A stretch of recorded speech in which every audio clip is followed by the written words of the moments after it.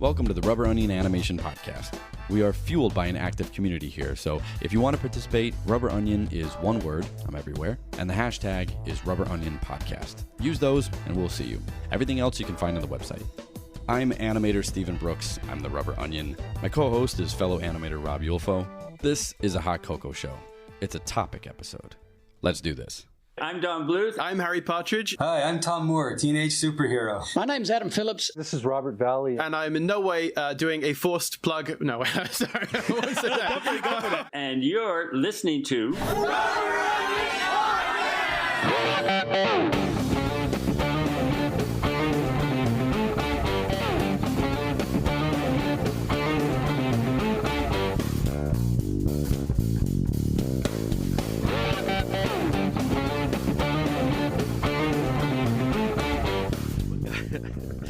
Are we back to that now? You're repeating my whole name? Mm-hmm. Okay. Because this is a common introduction that we do. Yeah. All right. There's been many times where you was like, Robbie! And I'll go, hey, Steve. But that's true. The anger. What are we talking about today? We're talking about expectations and how they fell. And when you get this dream job, lowered expectations. Oh, that's when Bad TV was funny. I was gonna say. So, I have never seen your face shut off that quickly. You were thinking about Mad TV and smiling, and all of a sudden you went, Think about that. Comedy skits. Then in between they had Spy versus Spy. Spy versus Spy, yeah. And all these funny. Oh, sure. Spy versus Spy. Yeah. Wait, what'd you say? I said Spy versus Spy just because it's easier to say. You can't just say versus? You can say versus, but it's an extra syllable. I saved myself a syllable. Spy versus Spy. Wait, that's how you said it. That is how I said it. So the reason that we're talking about that now, we're a little late to the game on this particular video, this particular topic. The video was uploaded a month ago, and it was from a channel that's called Honey and Absinthe, and it's a young artist. I don't know how old she is, but it's titled, I don't know. I'm summarizing like why I quit my dream job at Disney or something like that. And oh my God, everyone was sharing it around. It was a big thing. And I actually heard people in the office listening to it.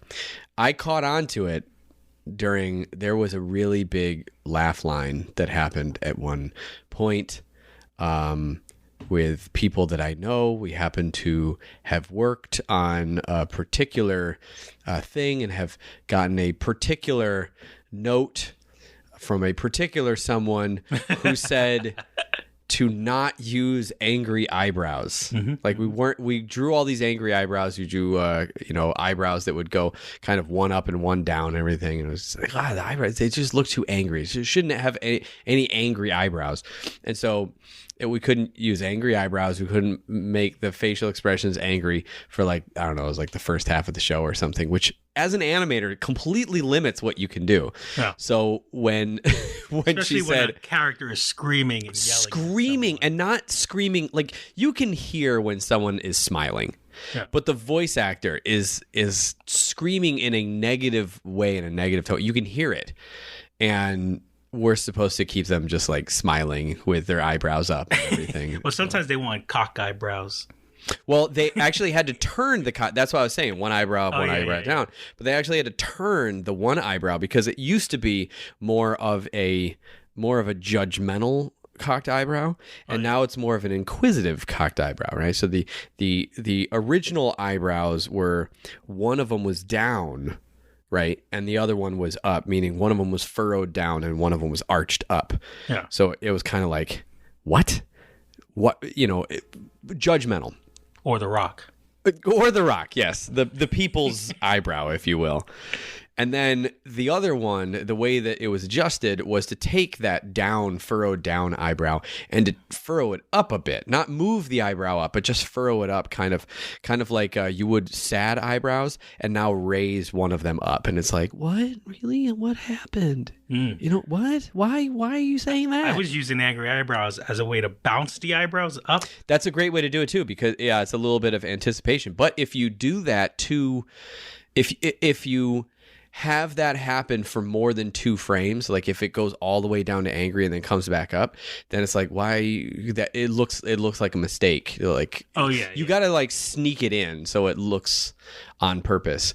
This is the balance of trying to do stuff when you, as the animator, as a professional animator who, I don't know, maybe has been working professionally in your field longer than the person who is giving you notes about the thing that you're working in has been working professionally in their field, and you're trying to bend yourself around these rules because I think the level of articulation that they're able to do sometimes is very low. Like if they're not animators themselves or not in that realm, if they get too inside, if they make a decision like no angry eyebrows, instead of like you're basically at that point, once they say that, you're not allowed to go, well, okay, so why did you say no angry eyebrows? Maybe there's a better rule to come up with than just completely eliminating an entire feature. But what they do is they'll come up with this is a general they that I'm saying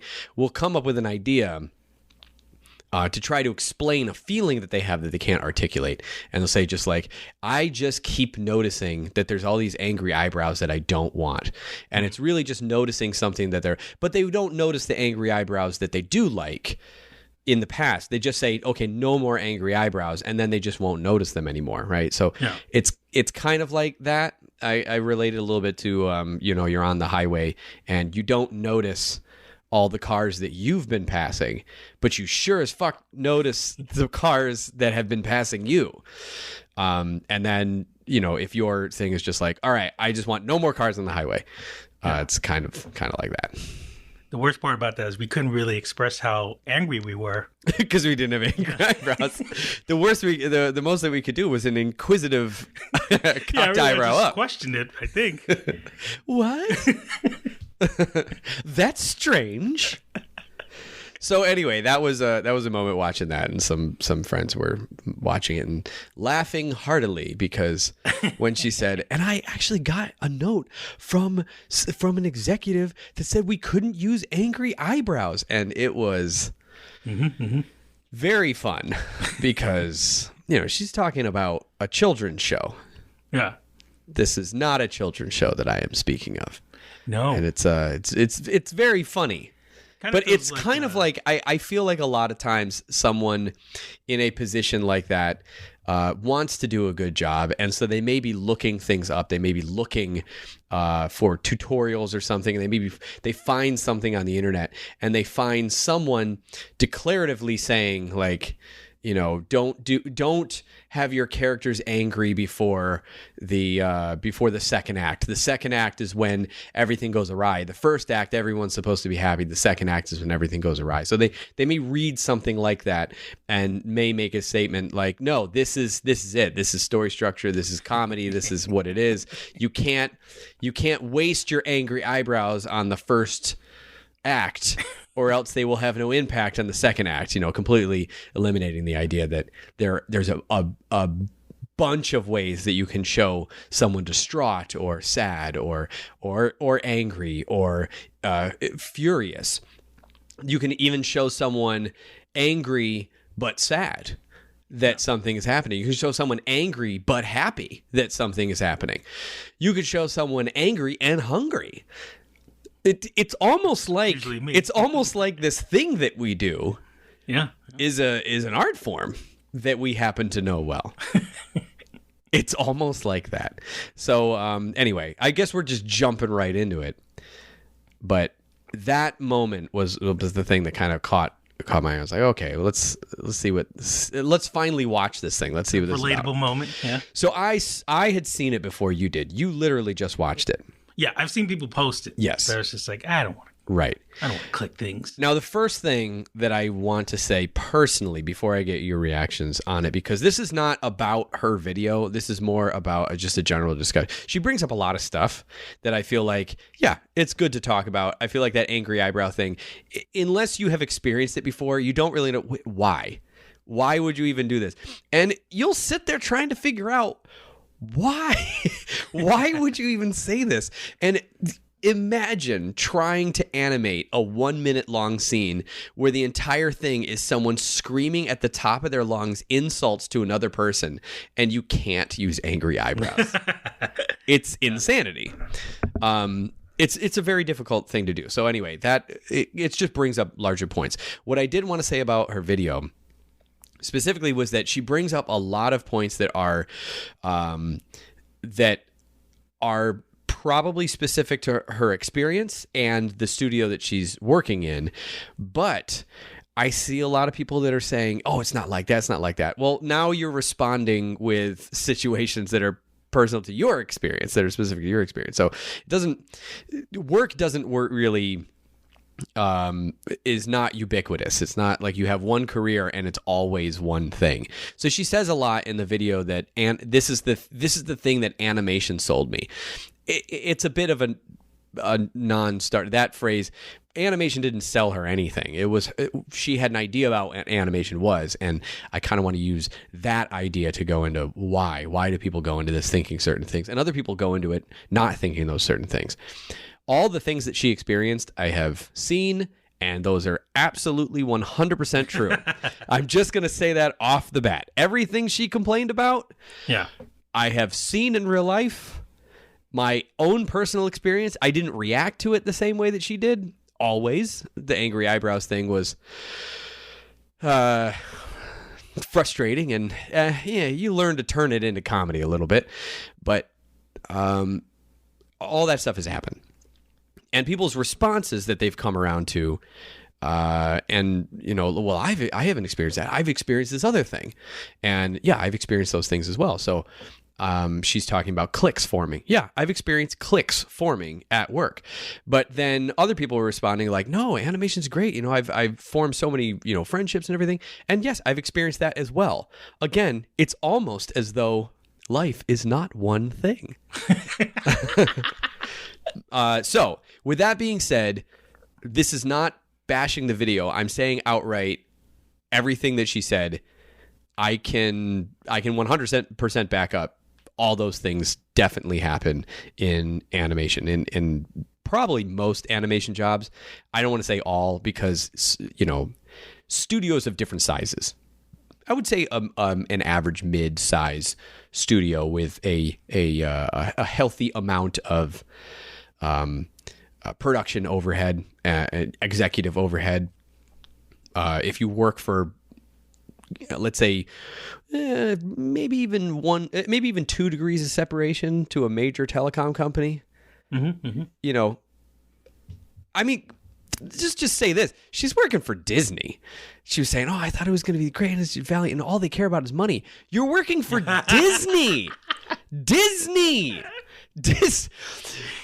I mean, I understand it's cartoon. It's you grow up on the cartoons on TV. You grow up on the movies in the big screen and everything. You have them. You have the VHSs. You live through. You know the songs. You know the characters, and you think, oh, it's going to be this magical thing, and they're selling this magical thing. But come on, by the time you get out of college, do you not know that Disney is I think she a imagined giant monopoly that, of course, they care about money. Afraid Roger Rabbit when Eddie went into that tunnel, and then the other side was like, smile, yeah, smile. It's like, good morning. The walking mug of coffee. I'm sure. Cuphead. Careful, I'm hot. That's weird. That was a weird thing that you just said that way. Anyway, okay, so now go ahead and give your thoughts on it, because this is the first time you saw it. Yeah. I felt like, all right, I can definitely relate to a lot of the things, especially from my job. Yes. Before this job. Isn't that funny? Which I was at Borough Hall, which was not animation. It was politics but it was, and I wasn't in politics. I was a graphic designer / table setupper / sometimes bartender / cameraman / AV assistants slash cable carrier and plugger inner /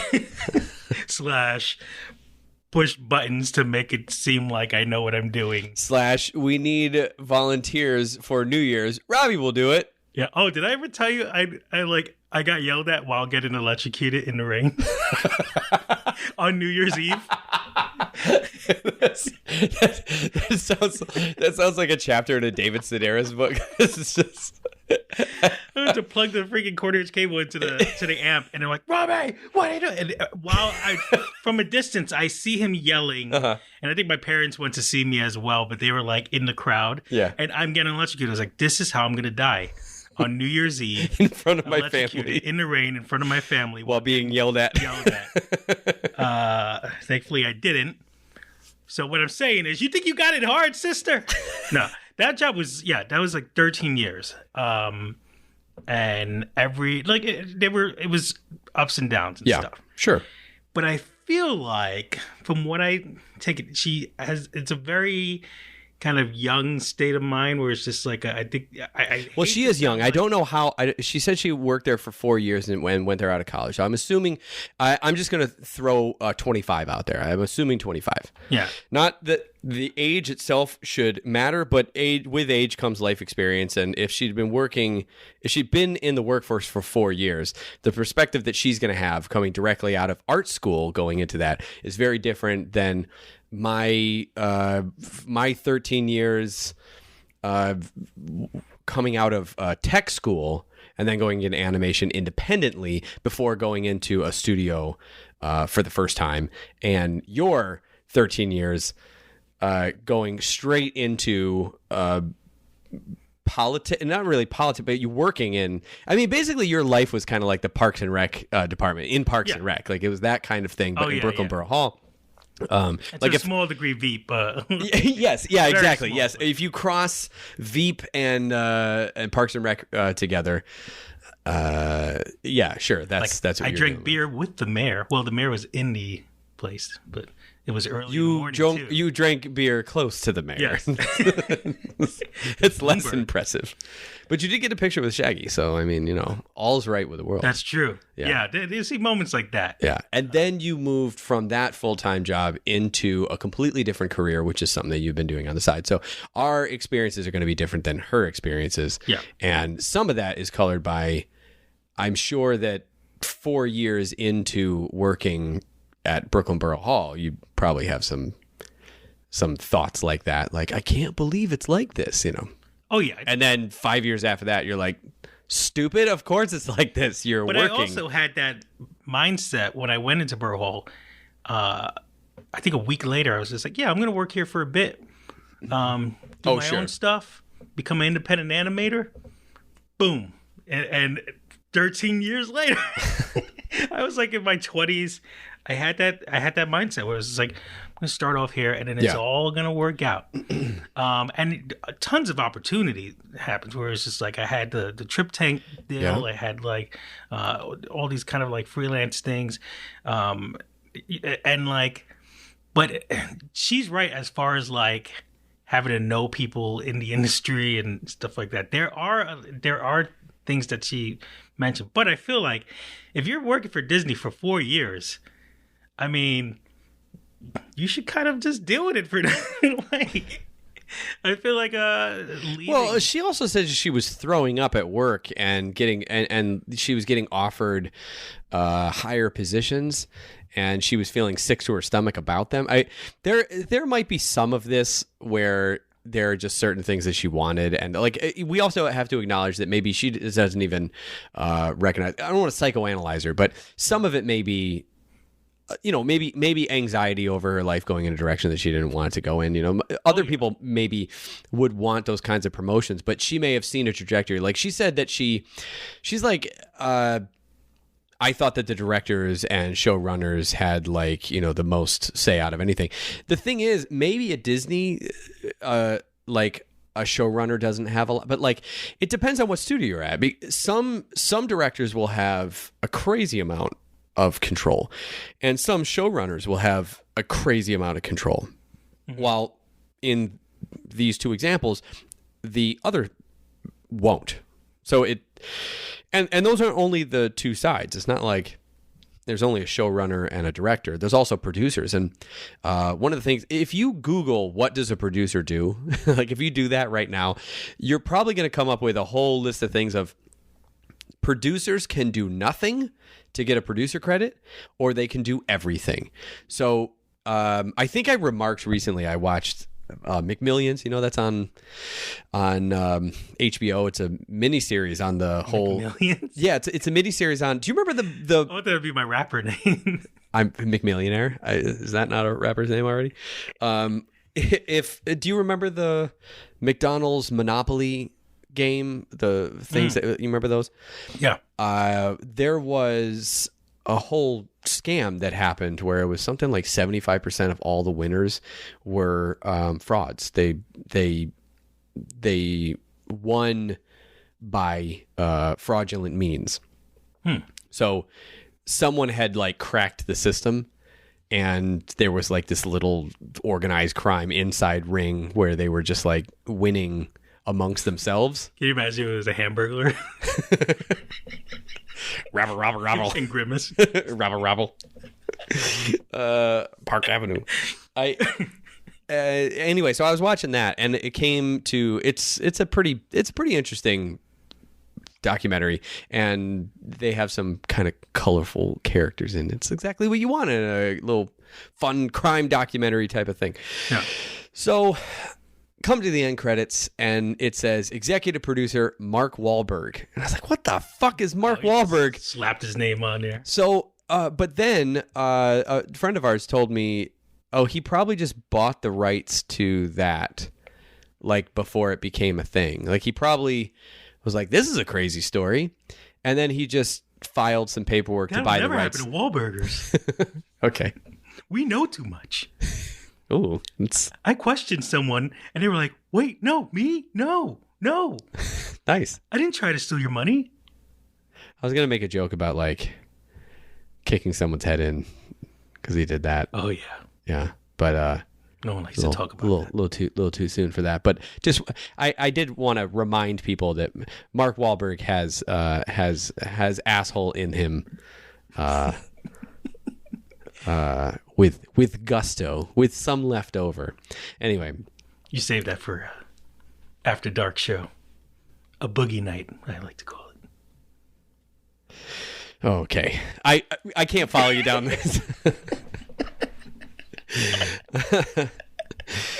Anyway, so he was an executive producer, and he probably just like bought the point is he didn't do anything. The only thing that he probably this doesn't mean that he actually didn't do anything, but it illuminates an idea that you can just hear about a story or have an idea or something like that, and you're like, oh, that's interesting, and then you file some paperwork for the concept or something like that, or the rights, the TV rights, the movie rights, whatever, so that the next person is like, oh, that's a great story, and then they want to do it, and then they find out, oh, someone already has the rights to it. You have to get a deal with them, or they have to get some sort of cut. So it's basically like you hear something and go, oh, I like that. They buy the movie and TV rights, and then when someone wants to do something, they get a producer credit. They don't actually have to do anything. They just get money out of it, right? It's a business thing that people do.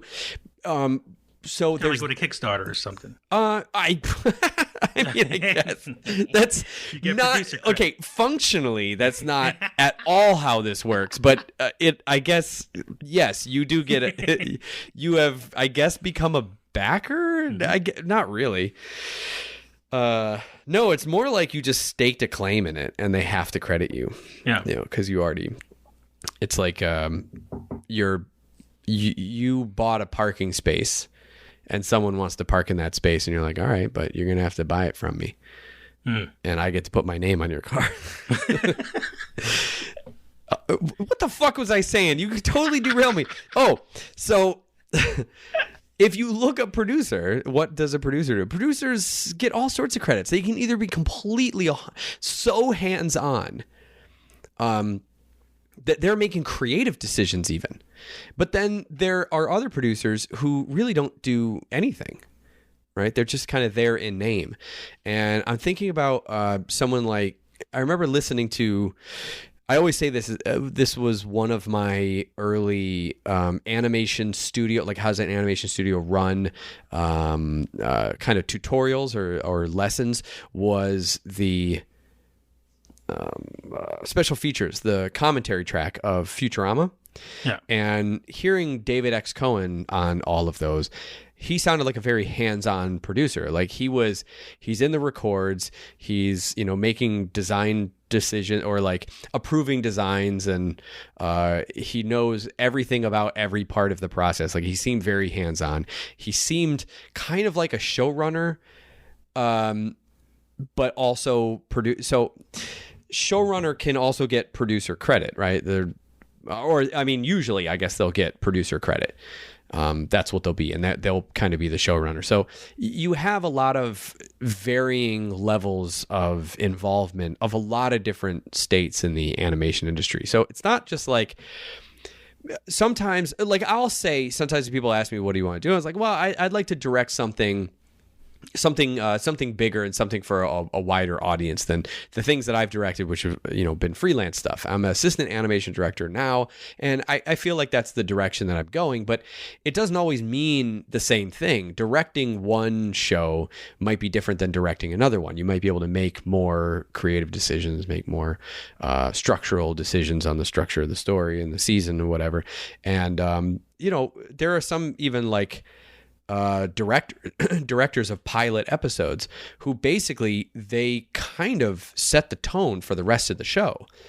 But then there are other directors of pilot episodes that don't get to do anything because all the producers and executives are coming in and be like, no, this is what we want the show to look like. And so the director's really just there to make sure that the thing happens. And so the director of the second and third episode will get to put their stamp on it more because the style has been established already. Does it make sense? Yeah.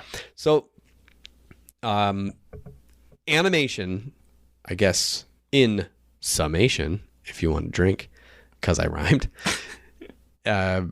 is a career like any other career. And I think that's what I kind of want to, I'm going to hit this point over and over again, so get ready to hear it a few times. What she's talking about in this video is just jobs.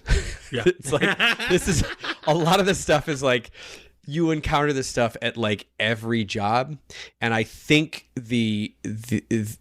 she could have been prepared a lot more for it had she known that animation is a job. It's a creative job, and sometimes, like she even says it in the video, like sometimes I would be allowed to put my own creative twist on it and be able to do something creative, and then sometimes they just tell me that I had to do something, and then that's when she went to the angry eyebrows thing. But I mean, that's any job, man. That's like, yeah, you're hired as a creative person, but to a point, you're hired as a person who can fulfill a need to get something done. I need you to draw this thing in this way that needs to get this done. And I know how it's going to go together. Like you may try to put your own creative flourish on a couple scenes, but maybe that's not the time to do it. Yeah. She mentioned like feeling like she's just part of this machine. Right. And they're producing this thing. But she said a cog in the machine twice. Yeah. But if you have a show that has a style, that has a certain way that it looks, and I get the frustration of not standing out. Right. I was looking at that. There was like a little kind of mini documentary about Tex Avery, and I saw you share that. I downloaded it on my phone. And it was just like, it looked like they were just living the dream, just like writing this stuff, saying, doing all these gags and having full creative control. And unfortunately, that's not the case for many, many places, They had their own thing. The reason they called it Termite Terrace back in that alley there is because nobody went back to that area in the Warner Brothers lot. Yeah. Nobody went back there. They were off on their own doing their own thing, and it was a very small group. And make no mistake, you read anything about what it was like working at Warner Brothers, and there was a lot of fighting. It was a lot of fighting. There's a lot of people that were trying to climb over each other. There's a lot of people who were just like, just shut the fuck up and let me do my work. There's a lot of that kind of thing. Yeah. There's a lot of fighting. It was a job. There were like angry guys smoking all day and drawing and just like, I want to draw a cartoon. There's a lot of that. And there was a lot of that at Disney as well. But, it was a larger staff, I guess, and then different eras in Warner Brothers. But when you think about Warner Brothers, when everyone thinks about the heydays of Warner Brothers, there's a lot of crotchety men that were smoking up a storm in a dirty back area with rats running around and everything. I don't know if rats racist jokes probably 1,000%. There's no doubt in my mind. Racist jokes, sexist jokes, and that's the punchline. Bigoted jokes of all kinds. It really was a better time. Can't we make America great again? And we're back.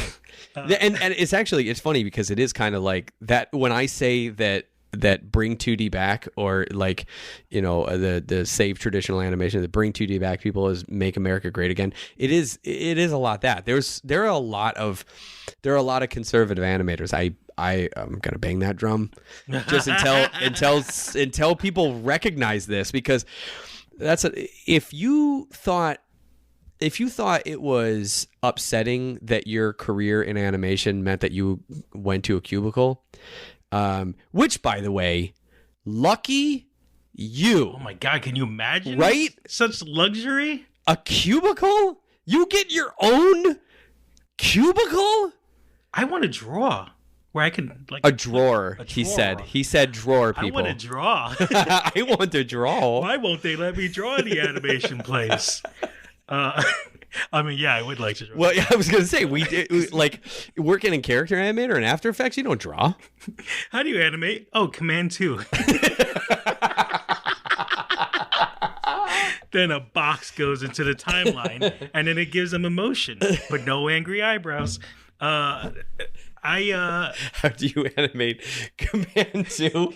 A lot of it is that, and then stretching things out, choosing something from a list of triggers in Command 2. Oh, but now we have keyframes on. You're welcome, by the way. Yeah, I don't use them. I set those up. Somebody used them, and I have to work off their file. And I'm like, what is this? It's the same as After Effects. You mean in Character Animator? It's the same feature as After Effects. Yeah, it came out for Character Animator 3.0, and I was like, oh my God, I gotta get on this, and so I started using the keyframes a lot to do the walks. Yeah. Don Jr.'s walk and well, senior and junior. Yeah. Yeah, did some good work. Even though I didn't know it was you. You were so angry. I was annoyed. I was just annoyed because like I worked on the first 2 episodes.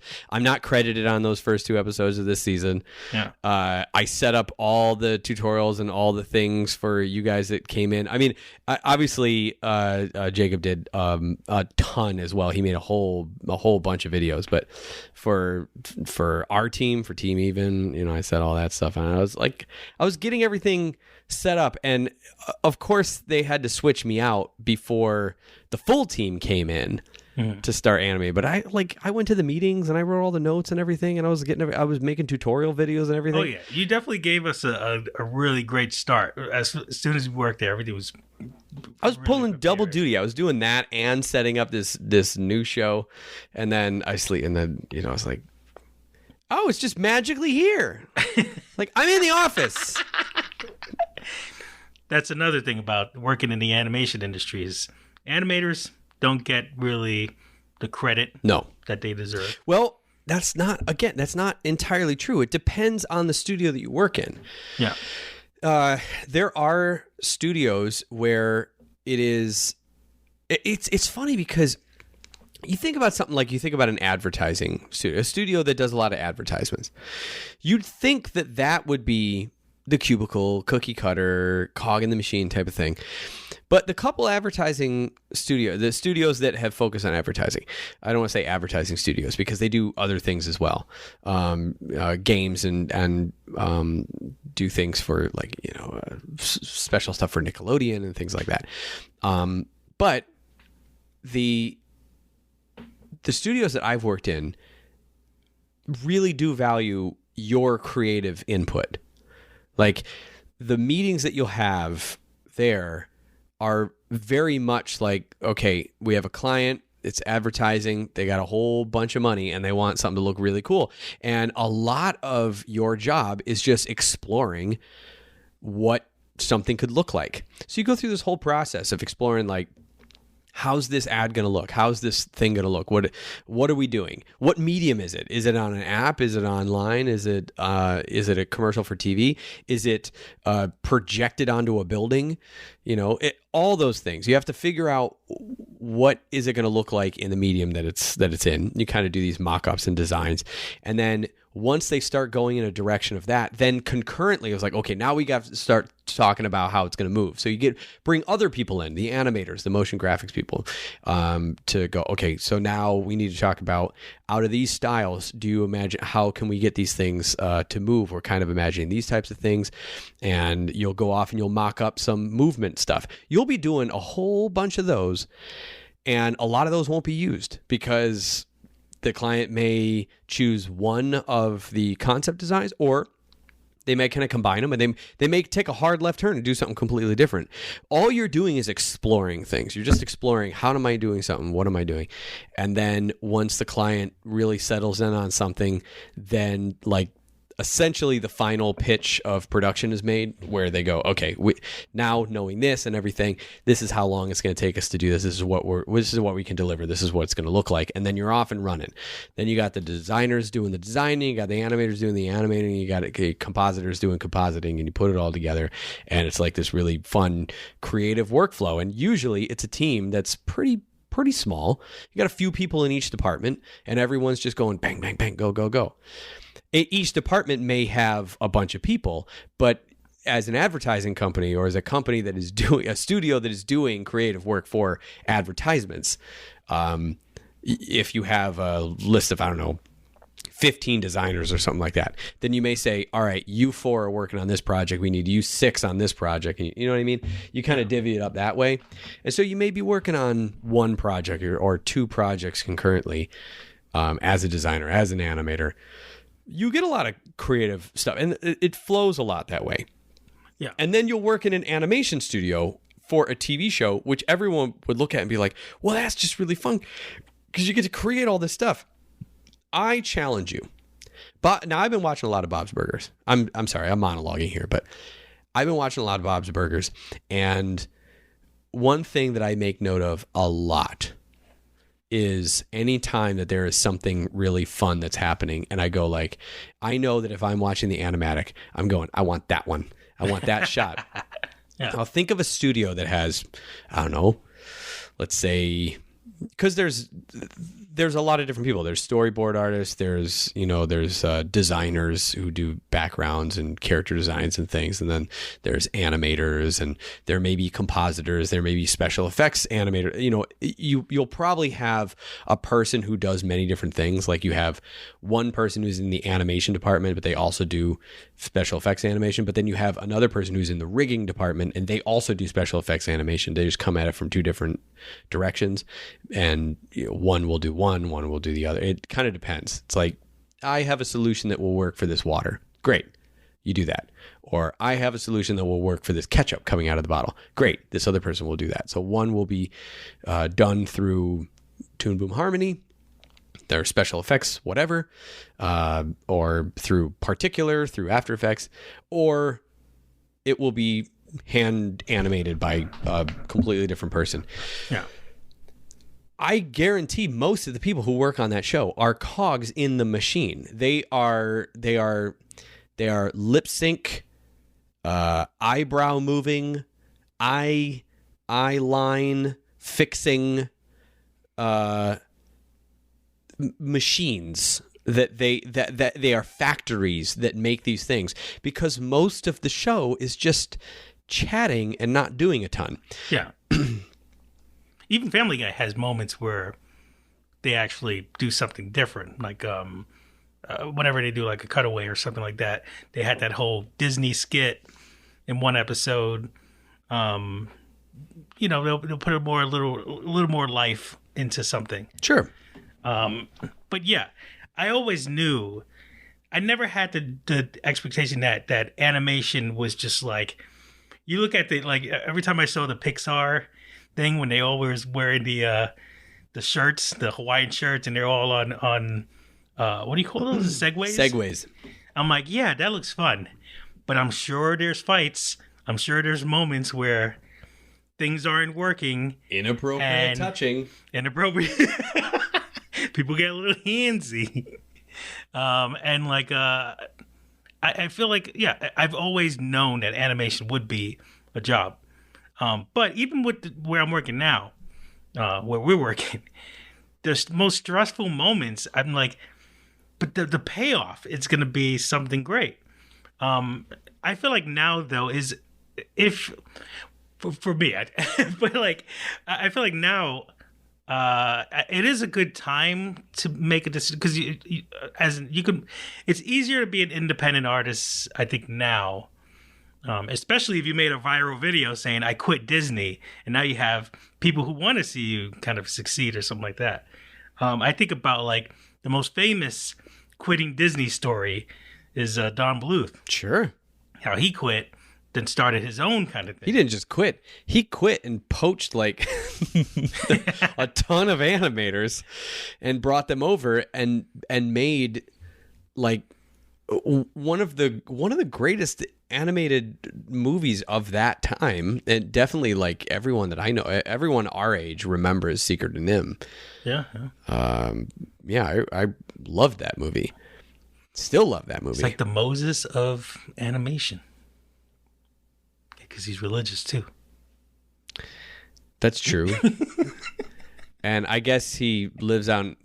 Where is he? Is it like in New Mexico or Arizona? So is he also going to die in the desert? Mm-hmm. Okay. Well, that's dark. I was trying to follow your.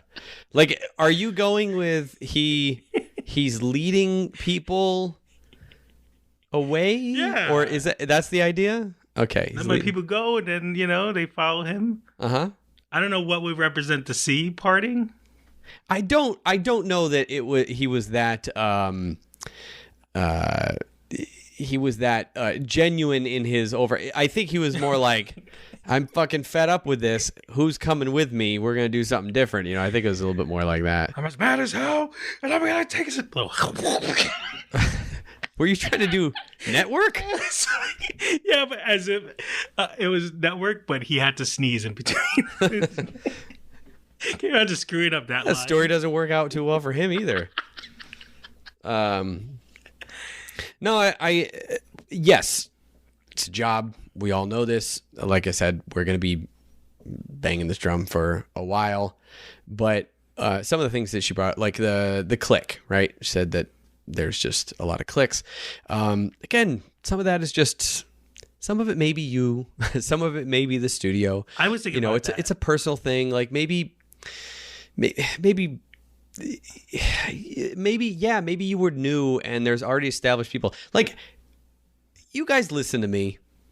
You guys like me, I guess. Probably. You listen. That's debatable. But when I first started my job there, like I remember I was on a very small team. There's only like 6-7 people on the team. And I would see like a whole group of them just go out to lunch. Never asked me. Never said a word. I'm there by myself in the corner and I'm animating. I was like, this is a brand new thing for me. And barely anybody ever said hi or whatever. I would find out that they worked together on another job. So they were working at another studio and then they all got hired and they had their own little clique. It's very comfortable, but it doesn't necessarily mean that they're being jerks. It means that maybe their social interactions are such that when they have, and I'm not saying this just about them, but some people are like this where if you have very comfortable social interactions with someone, you're like, okay, I like this, I'm working here. You may just want to put your energy toward, okay, we'll go out to lunch with these people that I like. And, maybe I haven't seen them in a few months and now we're working on the same place. Oh, let's go out to lunch. You're not going to take your time to go like, oh, let's also include this other person and go through, the effort of like, there will be time. We'll go out for drinks or something another time, or maybe they'll wrap our premiere party or something. That may be some thought that goes through your head. I don't think anyone was being malicious about it. I'm not saying that's what happened to her. I'm just saying that I feel like that's probably a thing that happened with me, or I'm just an asshole and nobody really tells me that much about it. But I know I can be hard to deal with, but I really wasn't talking that much there. So it might have been part of that as well. They're just like, he's keeping to himself, whatever. They just didn't invite me out. And I was like, I want to be invited. And then I became friends with one person and she kept inviting me out. So I was like, okay, great. Now I'm part of the clique. Yeah. But now there's another clique in the office who are loud and annoying. Just loud sighs. Yeah. Or headphones on and just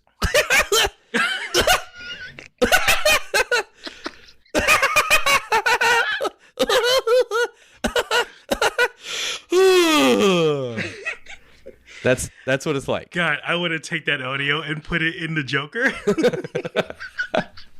The thing of him just turning the corner and laughing. That's what he does. And like even with noise canceling headphones on, which I can't even wear that much because I'm walking around a lot. I'm like, oh my God, this is. But I don't know. Maybe he's got a thing. Who knows? It's a lot of people are in a space. Everyone is going to get annoyed at something. Oh God, yeah. Didn't I just talk about the person who won't dry their hands off and is touching? I was like, God damn it! Won't you just? What am I gonna do? Am I gonna make a post about it? I can make a post about it, but what am I'm not gonna make a big deal about it. I just know, all right, it's just a thing that I got to do. It's a thing. You live through life. Yeah, I mean, someone who has I have very bad social anxiety sometimes, and I feel like there are times where there are people that I don't know, I'd like to talk to or just at least have not an uncomfortable elevator ride. And I do, because there are people that I can generally just kind of be relaxed and talk to. And then there's people where I kind of freeze up and I don't say anything. So I feel like that had something to do with it. Maybe she just wasn't talkative or something like that. I'm speaking for me. I know there's a lot of times where I'm just like, I don't know. The other day, I was supposed to have lunch with somebody, a friend of mine who works on the 11th floor. And we were like, oh, we should get lunch. And I'm like, yeah. And then how about Friday? This was on Tuesday. I was like, all right, yeah, Friday sounds good. We got out the elevator. I was like, all right, have a good weekend. And I got out, and instead of me going, weekend, I mean, have a good night. I'll see you on Friday. I said, oh, wait, it's not Friday? Jesus Christ! I yelled, Jesus Christ. And then I walked the opposite way. Knowing I had to walk that way, they stopped caring. So I know what it is. Jesus. There are people that I don't talk to, and I go, this is all I say to them. Hi. I go, hi. I do a quick hi. Yeah. So I get that. Can I ask you a question? Why did you say Jesus Christ? Were you saying it to yourself, or were you? Why would you say? So you were saying weekend on a Tuesday. You were saying it out loud to yourself, and you screamed it at him. There were 4 people that got out the elevator. One of the directors, and I was even clever. It was like, "Can you have lunch Friday?" I was like, "I don't know. Depends on the director." And I looked at the director. I was like, being smooth here, being pretty funny, being charming. Then I go, all right, have a good weekend. Wait, not weekend. It's Friday. And I start tripping, and I go, Jesus Christ! I know exactly what happened. You thought you were being so slick, and your brain was like, yeah, I got this. And then you turned off all energy and effort in social interactions because you're like, I just won that social interaction. Yep. And then you walked out, you're like, all right, have a good weekend, because you just turned your brain off. And then you're like, oh, no. And it's like you caught a fish and you're just you're like, I got this, and then you just saw it. That fish slapped me in the face and jumped right back in the ocean. Yep. And they don't have middle fingers. So what we're saying is maybe Also, animators are very awkward. animators. Well, not all animators. Not all, But like, yes, the thing is, people have. There are a lot of people who have social issues, and I would say that in the animation industry, which is funny because I feel like people think of animation in the way that they think of like artists. Animation is a very rote, redundant medium to be in. There are so many times, like, I can't tell you how much of my day is just spent rendering a scene that I have already done. And I have to sit there and baby it because I can't do anything while it's rendering. So let's say I spend, I don't know, I'm at work for 8 hours. It's totally possible that I will spend 3 of those hours just rendering. Yeah. Just rendering stuff I have already finished. That's it. And then she said, and then going to meetings and having meetings about having meetings. Don't talk to me about meetings. I don't know what her job was exactly. I think she was in story, but you know what? Animation, we're very lucky. We're very, very lucky about meetings. I mean, I have friends who, there are days when it's like, it's Monday or, oh, it's Thursday. I'm like, what's that mean? Like, it's just meetings. It's all they're doing. From 8:30 until 5:30, meeting after meeting after meeting after meeting. Some they have to present, some they just sit there. And they have to be present in it and listen. But you have to listen because someone could say one thing and be like, oh, no, I'm sorry, that's not the copy that we have. There are worse things. I'm sorry, but that is one. That's one thing that I have to push back on is that, like, yes, in animation, yeah, you can have meetings just like in every other job. But in my experience, my limited experience, the meetings are not exorbitant from other industries' standpoint. You'll have a morning meeting where you're talking about the production that's going to happen that day. You may have a meeting about a particular aspect of the show that's going on. So like as a lead or an assistant animation director, I'll go to meetings that are for the drawn department or for storyboards, before they kick off, or for obviously the animation when they're kicking off. So yes, there's a lot of meetings and a lot of them will be repeating similar things, but those meetings are kind of like the way that we animate anyway. I mean, if you're animating something by yourself, you create a design. You're doing your storyboards, you create a design off of the stuff that you've already done. You're doing your backgrounds, you're doing your character designs, then you kind of do your rough animation, and then you do your tie down animation, then you do cleanup animation, then maybe you do some special effects, and then maybe you composite on top with some camera moves and some motion blur and stuff.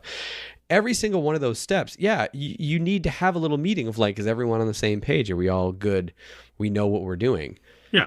Because the other thing is not everything is perfect out of the box. You may have to say something like, hey, so listen, on the previous episode, we ran into this thing where someone said that what we were doing in this department was affecting them down the line in this department. And they've asked that we change our naming structure to this other thing. So coming up, we're going to be changing. We're going to be taking this part and putting it at the end. That kind of thing happens all the time throughout the season. So you get better and better and better and more efficient, more efficient, more efficient.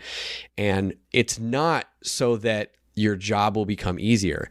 It's so that things will become more efficient so that you have time to do cooler and cooler stuff in the season. And that is actually, what she described is actually a pretty good summation. What I'm telling you is it's not, I don't think it's as bad. If you know some of that stuff going in, it's not as bad as she's making it sound. I don't know what made her react so much that she threw up at work because of how, because she was working so hard.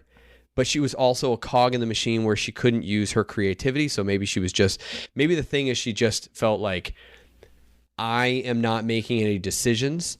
And she also didn't like that her next job up from that, what she was seeing in directing and in show running, they may have expressed some dissatisfaction in being like, well, I think it would be good like this. And then you spend all this time making all these assets and doing all this stuff. And then to have someone above you go, yeah, no, we're not going to do it that way. And everyone has done overtime and spent all this time making the stuff that isn't ever going to see the light of day.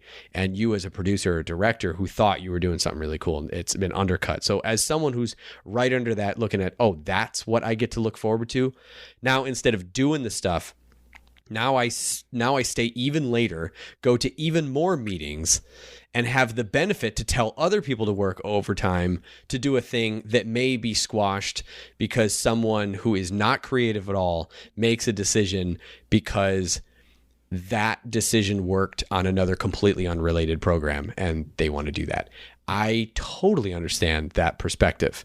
And that's probably something where she was looking at, I don't know that I want to do this forever. That 4-year mark makes complete sense. She's 25. She's like, is this what I want to do? I need to make a turn. I need to make a 25 is what I always say in New York. 25 is when people move to LA, because 25 gives you that few years in the industry. And you're like, I don't know if this is the kind of industry that I want. And then they move. And she was there and she's like, got a job at Disney out of college. Right off the bat, it's kind of like, yeah, all right, fuck you a little bit. Like, you know, I remember going to, I think it was Annecy and the director of Bow. She was like, yeah, you know, I was just really nervous. You know, I just graduated college and I got my first job at Pixar, and everyone in the auditorium, she's still giving her speech, and everyone in the auditorium is like, grumble, grumble, grumble, grumble, grumble. It's like, you know, you're living a little bit of a charmed life if that's the thing. And let's also skip ahead a little bit and talk about, I don't know what her life is like. And maybe she's completely lying in the second video, but we watched another video that was like a month later recap of like, what have we been doing? It was a 10-minute long video. And I think it was like 5 minutes in. They had only worked for like 1 minute. The rest of it, they're eating at a, they're eating at a place. They're like, they did a TikTok video where they recorded music and were dancing around. It's like, I thought you wanted to be an animator. That's the thing. It's like, I feel like it doesn't look like any of the thing that she was doing in there was like, I didn't really know what she was talking about like going forward. And they had this like really crazy mixer. She's got this really good computer and everything. And then the voiceover narration is just like, I don't know what your goals are, but clearly she wanted to do something. And the other thing is she's selling merchandise. She's selling t-shirts. She's talking about the hustle. You know, it's all about the hustle. Man, if you did not like how money conscious companies are, you are not going to like yourself in a couple of years. Yeah. Because if you think that your money making business is going to be selling t-shirts and making TikTok videos, oh man, in a couple years, you're going to be like, well, I didn't, you know, this isn't all it's cracked up to be. You know, it's a lot harder to just make it out on your own, because you're talking about like street artists and stuff. Yeah. About street artists, you know, they know what they're doing and they like go out and they, you know, they didn't even go to art school. I was like, well, no, some of them did go to art school, and some of them are, and the other thing was when she's talking about how you have to know someone. Do you know how many fucking, quote, street artists who she was talking about have galleries? Yeah. That's because they know someone. Mm-hmm. I think that there's a bit of an idealistic viewpoint that she has over certain careers. So there's certain things that she wants, and what she wants sounds like to use her creativity to the best of her ability in a way that will also be rewarded through monetary compensation directly proportionate to what she thinks her creative abilities are. It's a long way around to say, pay me what I think I'm worth, which is great in a way, because if you think that you are worth a certain amount, then you can actually ask for that when you get hired someplace. And if you're like, I don't like all the meetings and everything I have to do, raise your asking price. Maybe they'll pay you. Maybe they won't. But at least you get to ask for that. I'm telling you, everyone listening to this right now, if you're thinking, I'm going to quit my job, I'm going to do it my own way. You know, I all I need to do is just hustle. I promise you, it is not that easy. I tried to do a whole thing. We did a whole thing in that January, that month of January. We did the freelancing school, and I have an ebook on it. And like, here are all the steps. Here's all the things that you need to do. But one thing that I made very clear is it does not take long to find out whether or not you can do this or not. Yeah. If you are not making money within a certain amount of time, and directly if you have lost your patience and lost your energy before you are making money, and you are watching your money be siphoned away from your life of going to eat at nice places. Oh, the first thing they did was travel, by the way. Yeah. I was like, yeah, you got a pretty nice place, and you're traveling all around, and like, went to the gym. It's like you must have had a pretty decent savings from that Disney job, because you're living pretty okay. There's a lot of people who just live on the cheapest things they can, bunk with a roommate. They're just making stuff in their spare time. And that's that kind of hustle, and they just keep doing it and keep doing it and keep doing it until something hits, and then they go, there it is, there's my wave, ride it. And you may do it and you may not. I think it's a little bit more like body surfing than surfing. Surfing, it's a bit more expected. You have a board that's specially made. You know, it's all that you may have bought your board for an expensive amount. You may have taken surfing lessons. Nobody's doing body surfing lessons.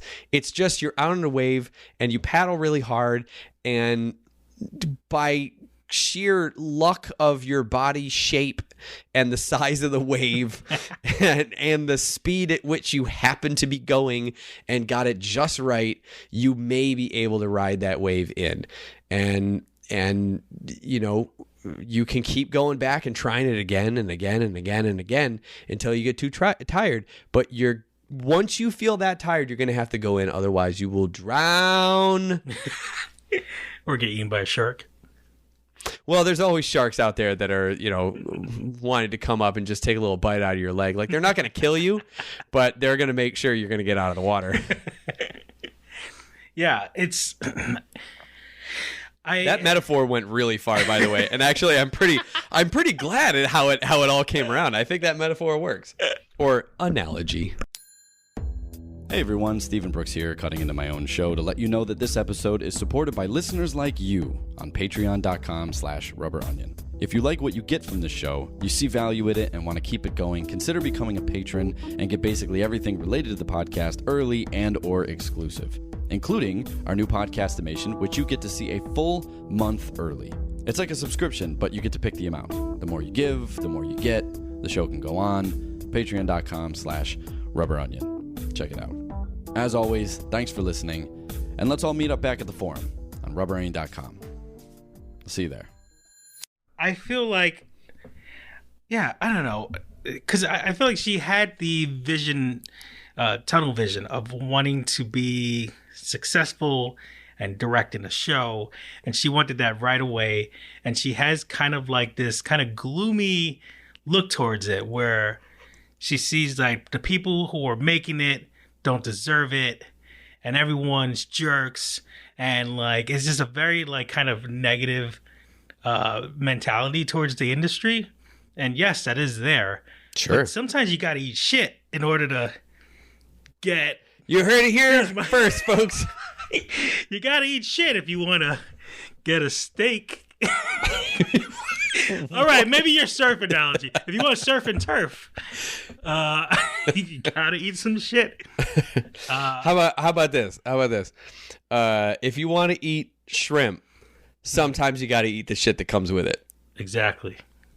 You could spend all your time trying to take out the vein. of every single shrimp, sometimes it's not worth it. You just want that shrimp. I want that shrimp now. I want that shrimp. Hey, Robbie. Yeah. I'm pretty fucking good at these analogies.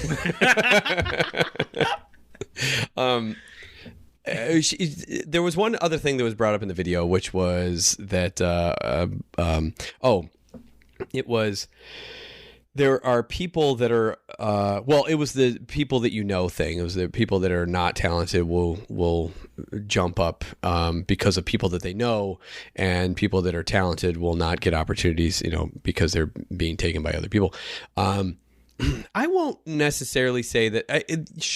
I've definitely seen people more outside of animation who are maybe not as creative and not as talented as someone else who would get a job, and you kind of look at them and be like, how the hell are you in this position right now? And it's definitely always they happen to know a person, they worked with a person, and then that person had an opportunity to be like, okay, I need to name someone who can take this job, because they're the ones that they didn't want to spend a whole lot of time naming someone. They're like, well, this person's working for this thing, and this person's working. Who else do I guess this guy, I worked with him before. He could probably do it. And then boom, now he's there. Good for you. Don't fuck it up. And often they do. Yeah.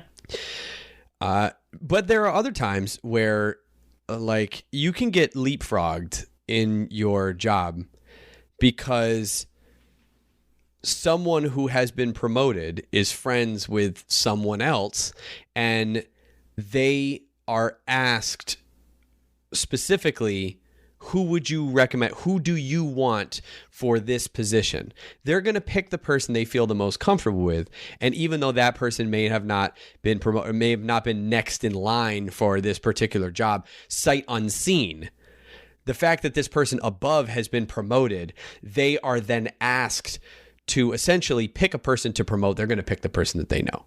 Yeah. Right. So it's not out of anything like, I only want my friends to do better. There's a little bit of bias at work there, but then also if it's a job that they're going to have to work, side by side with someone else, they're thinking about like, how is this promotion going to impact me? And they may say, this person that I've worked with before is a known quantity. I know exactly, I can plan for this. I know exactly how much work to give them. It's not a bad thing necessarily that happens. It's the way that it happens. And sometimes it just sucks a little bit because it's like, oh, I got to wait a little bit longer and I think it's more frustrating if you're in a position where you're trying to decide if you want to actually stick around at a place, which it sounded like she was doing. It sounded like she already had that little thing in her brain where she's like, I don't know if I want to do this or if I want to be here. So then every time that she saw something like that, she was like, it's like, this sucks. This fucking sucks. What really sucks to me is that she got a job at Disney out of this, because I hope that she doesn't look at animation in general like that, because she's specifically working at Disney. I think even just doing freelance and doing her own thing, say freelance, she wants to do her own independent stuff, which, my God, if she can do that, if she can quit Disney and then just go straight into doing her own independent stuff and make money selling t-shirts and stuff and not spend all her time doing that in a way that burns her out. Like right now, she's got that energy and that excitement, but if she can do it without burning out, then great. Then that is what she should have been doing the whole time. If not, then she's not going to have that thing to go toward. Now she's going to be like, no, I want to be indie. I want to be this other thing. And that's kind of one of the other things that I want to let people know is that this is a Disney studio that she's talking about. And like I said, working for any studio that's like a big telecom company, ask anyone who works for a small boutique animation studio, a little independent animation studio with maybe 12 employees. Yeah. Maybe that's what she wanted to work for. Mm-hmm. You know what I mean? Not a giant conglomerate. she might just want to work for something like that. And I'm talking specifically, when I say she, I'm talking to you, the listener, who may have identified with certain of those things and go, I don't want that. I want to work in the industry, but I don't want that. Oh yeah, I would never want to work for Disney. I don't like. I feel like it's just not. It would be. I mean, if I got the opportunity and somebody offered it, I'd probably take it. But like, it seems like something that's a lot of pressure. Disney is one of those things where if I got the opportunity to work at Disney, I would take it. I probably wouldn't move to do it. So if I was like, you have to move out to LA to do this. Only if it was some huge opportunity would I do something like that. But I have enough of a career mindset where I have certain goals and certain things that I want to do that, yeah, I'd probably do it. But it's more because of what Disney is and how it is established in that way, and the certain the certain weight that working for Disney carries, and even not even in the industry, outside of the industry. So it's also like, let's imagine you do an animated short that gets nominated for an Oscar or something like that. You go do interviews. If you have ever worked for Disney at any point in time, everything's going to be like Disney animator, former Disney animator, or like, oh, your time at Disney, whatever, because that's a thing that people know. I know Disney, and it's an easy question to ask, and you kind of go into it, and then it'll let you go to other things and blah, blah, blah. It's an easy interview.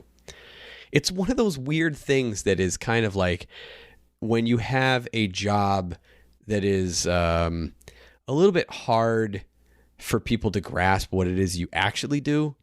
Yeah. Having any popular name that is associated with that job in the wider culture is a pretty good thing, even when you're talking about your independent status. You're talking about your independent stuff. Yeah. I know that Bill Plimpton is friends with Matt Groening, but I don't believe for a second that he doesn't think about the fact that he's doing these couch gags as not a pretty good in to like, oh, and you work for The Simpsons. You've done, that kind of thing. Oh yeah, definitely. Yeah. You gotta have a little bit of that savvy. Do you think, like, because this video obviously is pretty successful because of the Disney name. Right. Why I quit. Well, it's not just the Disney name. It's like, it's Disney and it's drama. That's like, people I walked into heaven and I said, fuck this place. Sure. I'm going to hell. That's like the top. That's like, whenever you picture animation, you picture Disney. I think mostly people who are not animators, like how Steven Spielberg is, you're going to be the next Steven Spielberg. You know how they say that. So, to any director. Yeah. What I want to say, though, is that this video, just even to clarify, it has 121,000 views. So it's not in the millions or whatever. Yeah. You know what I mean? It's she uploaded it a month ago. So it definitely got, the view. And there were so many responses. That's part of the thing, is that I saw a lot of these responses, and some of them, I don't know, a lot of the responses that I saw, and when I say a lot of them, I really just skip through a couple of them, and then I watch one of them all the way through, and I'm like, okay, a lot of them, what they were focusing on were that this is my experience. Like, my experience is this. And some of them were like, you're ridiculous. You were, and we poked fun a bit at the idea that it's just a job. And you're watching someone get sobered. Basically, they had a dream about something, but the idea that animation sold you something is kind of the one that's kind of the thing that caught my. The reason I thought this would be a good thing to talk about is because we have very different experiences, right? Like I said, tech school, I did independent animation for like over a decade. And freelance animation, and then I started working on site on a place, and I was an animator, and then I became a lead animator, and now I'm an assistant animation director. And you have always been done independent stuff. You had done some freelance, but you started doing more freelance as time went on. But that whole time you're working a steady, solid job in government. Yeah. Just government work, like low-level government work, and then you just quit and got a job doing animation as an animator. Yeah. Question: how'd you get that job? I knew somebody. There you go.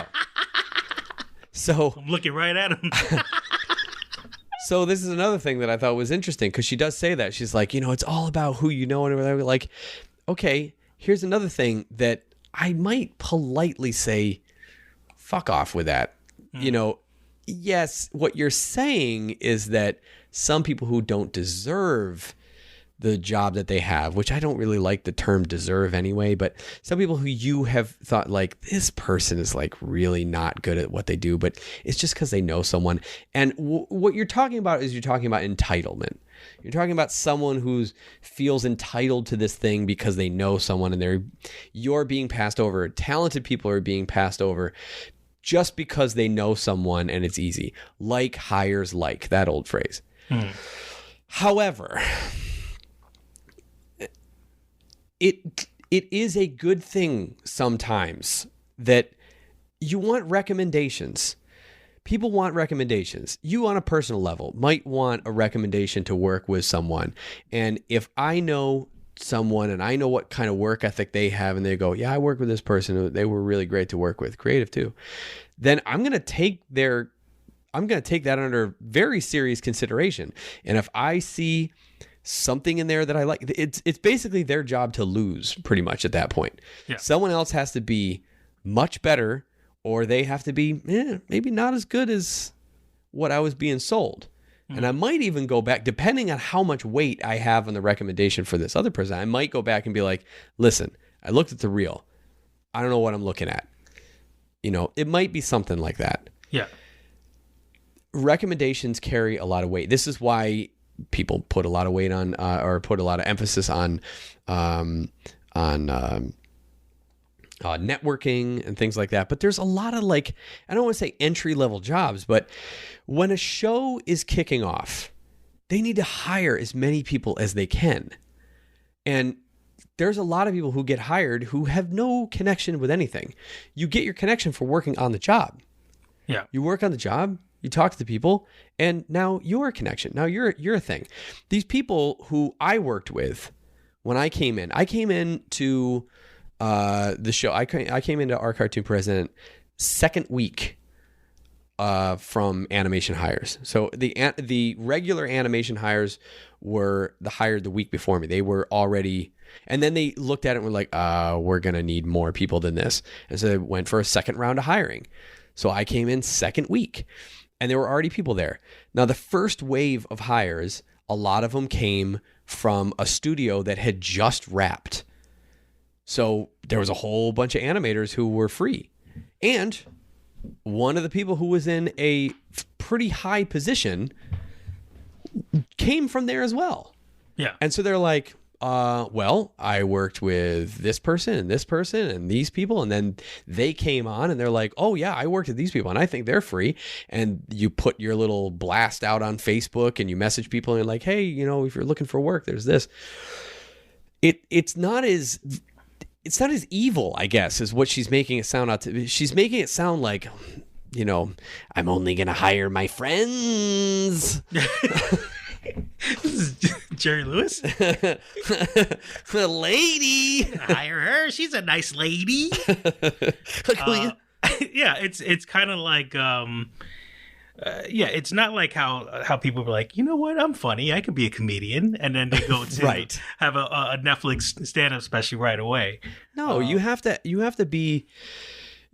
least have something too. There are some questionable ones you're like, how the fuck did you get that job? But a lot of times, no, it's someone gets, maybe the opportunity that they were given was maybe before what they should have been given, but like, you don't know the thought process that someone went through, and maybe I know that, like, I was trying to promote a couple people, and I was like, hey, do you want this job? And they're like, no. Like, do you want this job? No, I like where I am right now. I'm like, all right. So I keep having to go down the line. Like, who is going to take this job? Yeah.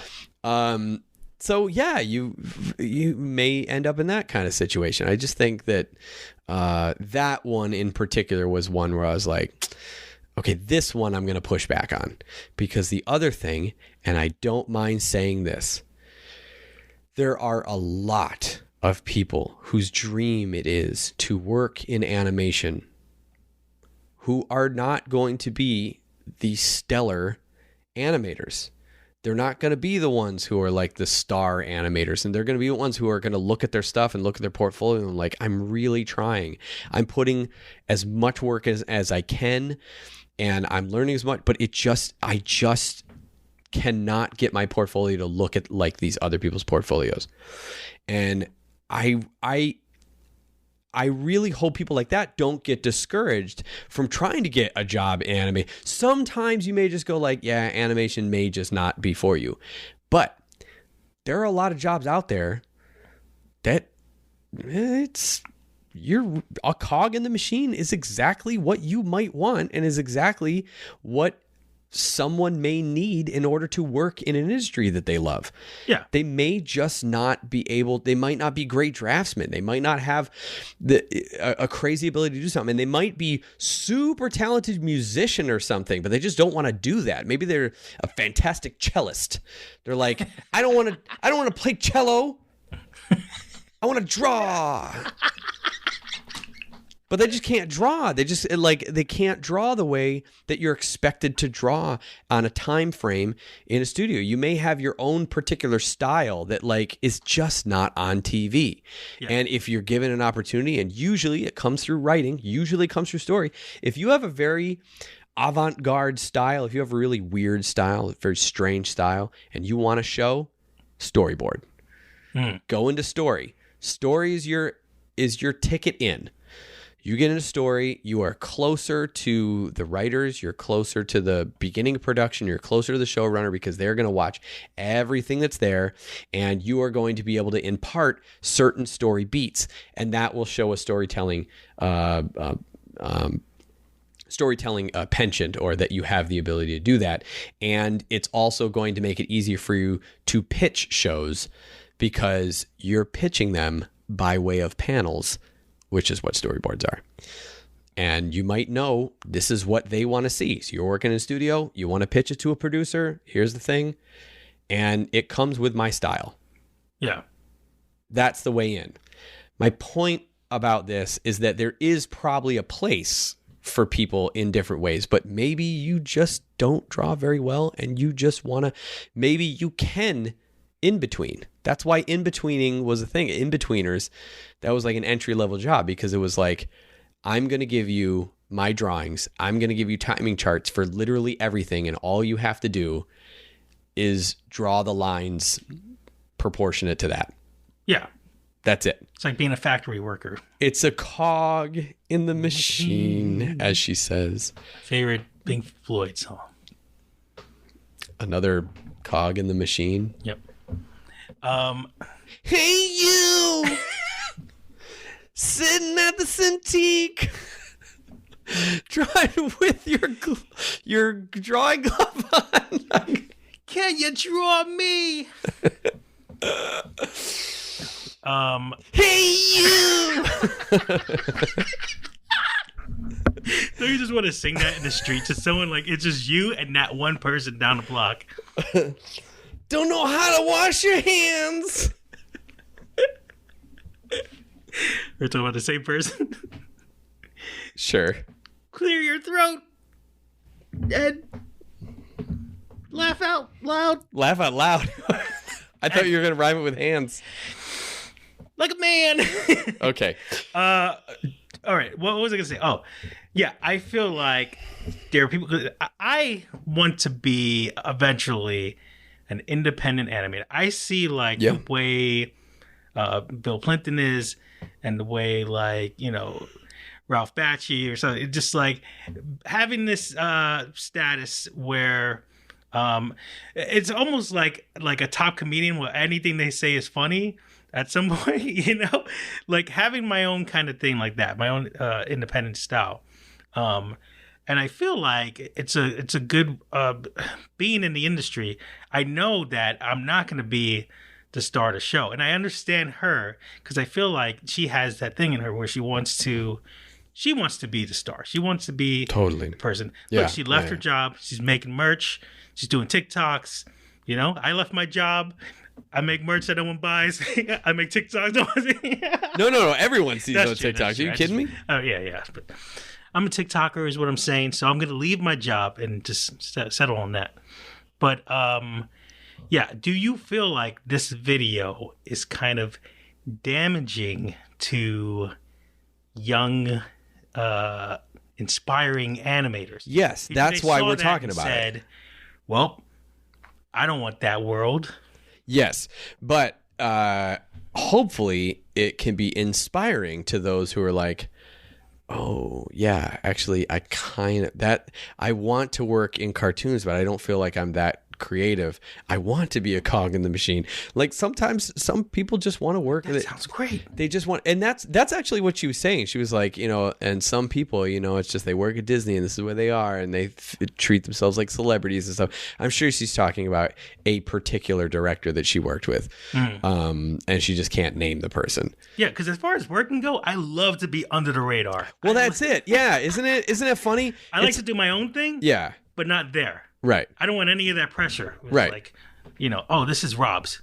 Where is he? You know, like being that little help there, that's fine.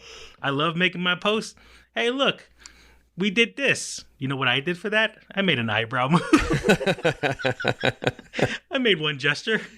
But that is part of the thing that, you know, right now, I see there are so many people, so many talented people on my team who like they draw amazing. They do like 3D and motion graphic stuff, and I see some of the reels as they were coming in. I was like, God, we have some of the most talented people I've ever worked with have been hired.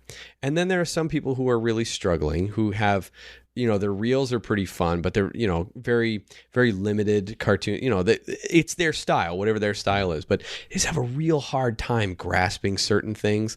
But there are some stuff that they can do. I can count on them to be like, okay, I'll give you this amount of time, you know, this amount of stuff. And can you lip sync this? Can you just it won't be perfect, but it'll be a bulk of it. It'll be a good amount. That's not nothing. They're there and they're doing something. Yeah. And, you know, they have lunch with the crew, you know, and I feel like the video kind of discounts people like that.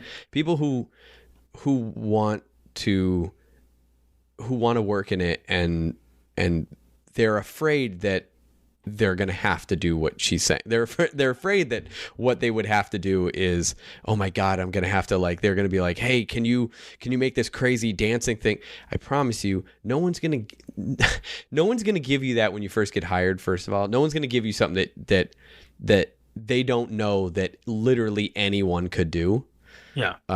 When you first get hired, you may have to jump in a little bit faster than normal. Like some jobs are like, we don't really have a ton of training time. You're just going to have to figure it out on the fly. There's some of that. And those things are a little bit stressful, but you're not going to be expected to do some really creative out of the box thing from the get-go. People have to get used to you. You're helpful to be there and to just work in the thing. And as long as you can be some sort of asset, as long as whatever's given to you, you can get it done, or you can get it most of the way there, and then someone else can take it. That's another thing that people have to know, is that a lot of time, like you don't have to do all of your stuff perfectly. There is definitely a value in a studio for getting something most of the way, and then someone else can take it. Like that's a big thing. We need people that are going to set up projects, do some lip sync, put some of the layout stuff together. Make sure that the characters are in your projects at the right sizes. Like, get things going, get things kind of clean. That stuff even could be done by a PA, could be done but maybe we don't have that department. Yeah. And then you take that and you do a little bit of animation, you do a little bit of setup, just make sure your stuff is clean.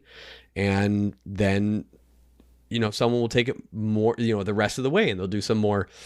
It would be really cool if we had leaned this way in that moment, or changed expression this way. It sounds like he's doing this. They'll change your thing. As long as it's clean, you're good. So there's a lot of that. And I feel like there's probably more of that in animation than people acknowledge.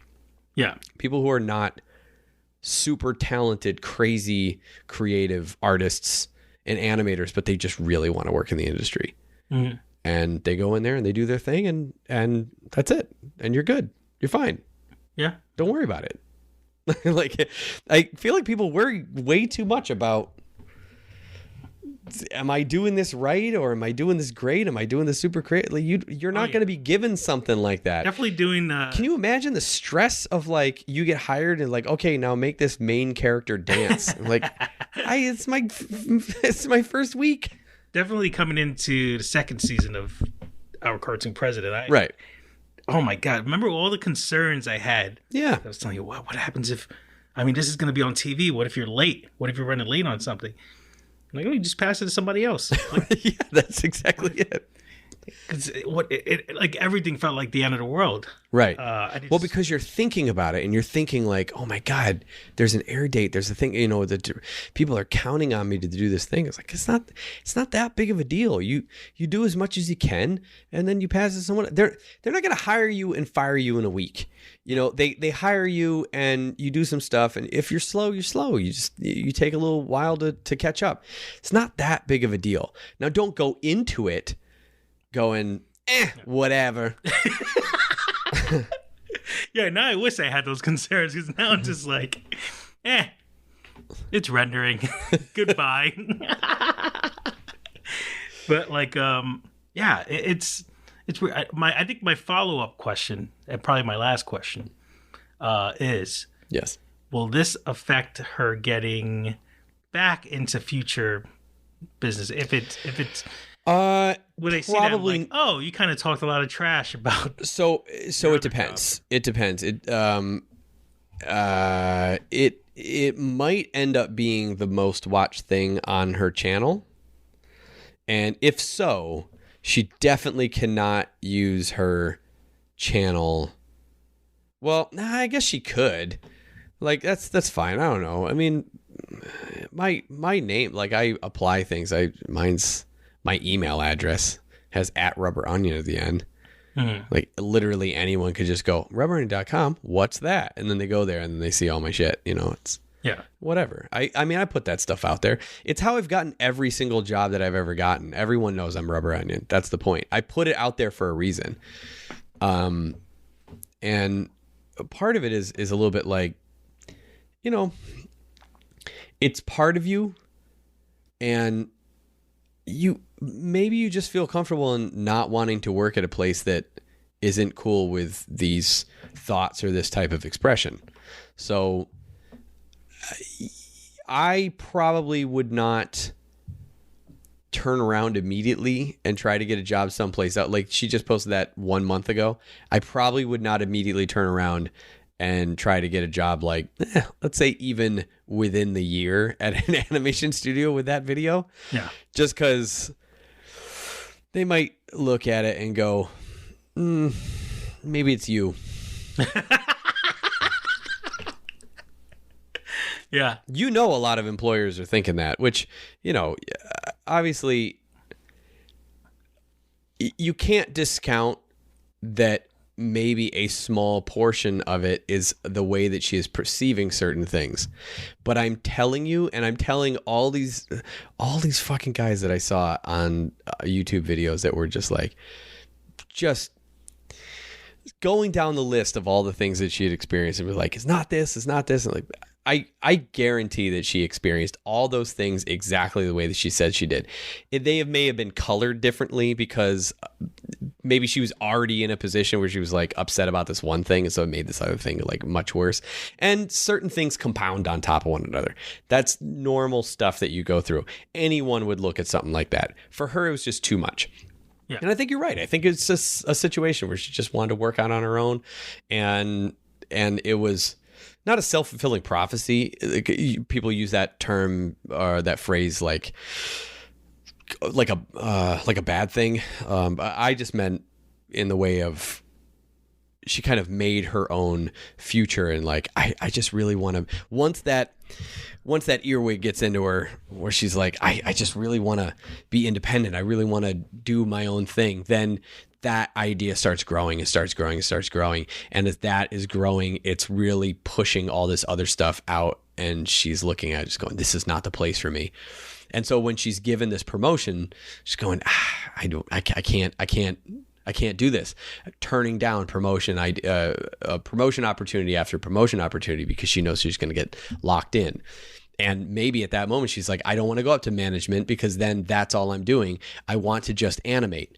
And she locked herself into just doing that. She pretty much might have forced herself to quit, which is also not a bad way to go through life, to be honest. Meaning like she has a goal. She has a thing that she wants to do. Any mental toolkit that you can use to do that, to go, I need this thing to quit. How long did it take you to quit your job? 13 years. There was a lot of this. I mean, still, it is a huge risk. I mean, I left a pension plan. Yeah. I left health insurance, and now one of the biggest viruses. It's not one of the biggest viruses. A major virus. Did you get the health insurance plan through work? Because we have that now. No. You never did that? No, you had months to do that. I'm gonna do it when I get back. But oh man. But like yeah. I mean, I do have a great respect for somebody who leaves something and pursues a dream. Everyone loves hearing that story, and like everyone kind of really wants to live that story. I think kind of like following his passion, but you have to really like want it. I mean, I feel like eventually maybe I could do something like that, but as far as a path goes, I think I'm at a good spot right now. Yeah. You have you're working in the industry, you're talking to other people, you're kind of seeing how a studio works, you're getting a stable paycheck, you're getting all of that, and you have this kind of up and down time. You're on site for a bit, and then the show goes dark for a little bit, and then you come back, and then the show goes dark for a little bit, and if it gets renewed, you come back. That's a good thing for right now. Yeah. Before things were happening, but then it went right back. I think I might have said this a million times in a podcast, but I remember getting that Comedy Central deal was the happiest email. I've never felt so happy in my life where it was like, hey, they contacted me on YouTube. We saw your YouTube videos and stuff. We want to have you work for our show. This is not fake. This is real. We're from Comedy Central. I read that. I had this like energy at my desk. I was shaking. And as soon as I read that email, this guy, Jerry, comes up to me. He goes, Robbie, we need you to go clean the linen in the closet. We had every time we had events, they just threw dirty linen, stained, in the closet. It's been a while. Yeah, that's where they've been hiding. And like, you open it and it's just dirty linen, like a mountain of dirty linen. And I had to sort all of it out. And I never forget. Like, he's saying the word linen, by the way. Oh yeah, John Lennon was. So I went to like, what do you call it when you kind of like you get a linen, say it. Wow, what's the word? What's the word for this gesture that I'm doing? Flip it? Reverse it? There's Porky Pig singing. You got up there, big.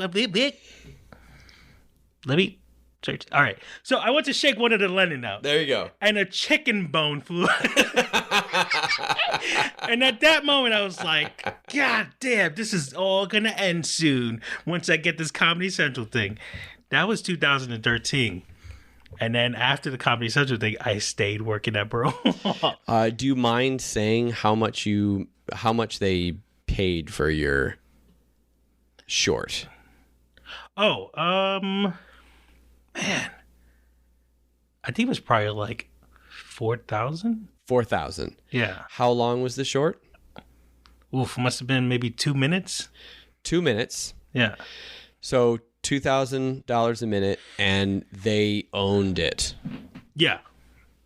Which I think I could probably make a cartoon with it now. Well, I think I did upload it. Didn't they say something like that? I thought they said something. Yeah, I asked them permission. I uploaded Yeah. it on YouTube, Yeah. and they gave me a copyright thing. Well, they didn't. YouTube did automatically. yeah. But they gave you permission. So, Yeah. but but they bought it, and they're like, "This is ours now. This concept, this character, this short, and everything." And they only gave you $4,000. Yeah. And if you think about it, you're like, I don't need to work ever again. It was $4,000. That wouldn't take you. It wouldn't take you anywhere. It'd take you a couple months. Mm-hmm. But you think about things I was gonna say snow blowing, snowballing. Yeah, snow blowing. Just taking your opportunity, just throwing it everywhere. It was like, hey, you want I'll sell you my family. That's how. What the fuck? Desperate I was. But not only did I, they brought a cartoon for me, I also animated and directed one. Yeah. And I also had one that I wrote. John Hamm. Something I wrote was on TV. You can't find it anywhere now, but it was it was pretty cool. But yeah, there was always that kind of thing. And then and finally I had the thing to move. I think when we went to the party for it, and I saw you and like all the animators there, and like people were like, when we went to the premiere party for the first season of. Oh yeah, you're my date. Yeah, it was great, but it was almost a little heartbreaking too for me because it was just like, God, this looks great. It just like all these animators hanging out, and I always been to like a SIFA events. I always felt like I was connected to that world, but then I go back to Borough Hall and I hear like these like my coworker was saying like, does everything have to relate to a cartoon, or like how old are you? It was just like not my world there. Yeah. So I get that thing of like, even when you're working in Disney, not feeling that you're part of that world. Sometimes, you're 16 and you meet this handsome man in his 30s who works on a ship, and you're a mermaid. Was he in his 30s? I don't know, but he's definitely older than her. And, you're just willing, you don't know this guy, but you're willing to leave your father, who's a king, to just marry this guy that you never even heard your voice. And then you sell your voice to like this. You have the chronology messed up a little bit. She did sell her voice.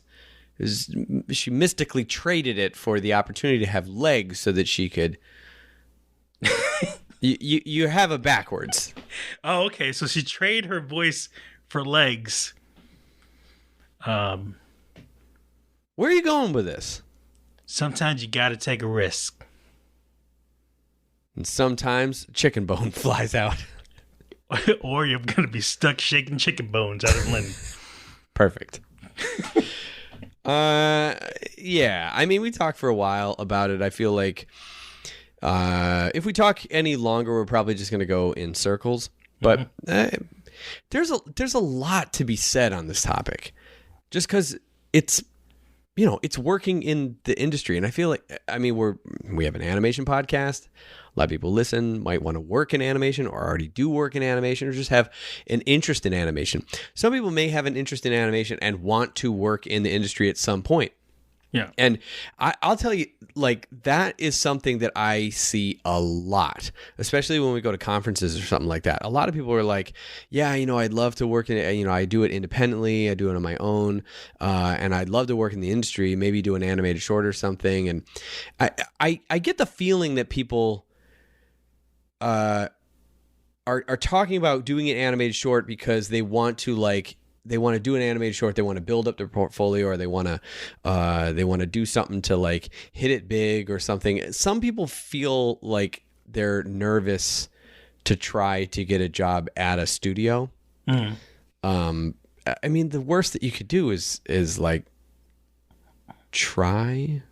You know what I mean? You just like, you have some stuff, you do some things, you just try. So an example. There was a motion graphics job. I never really did motion graphics. I mean, I did some, I guess, in previous, like on the way to other jobs.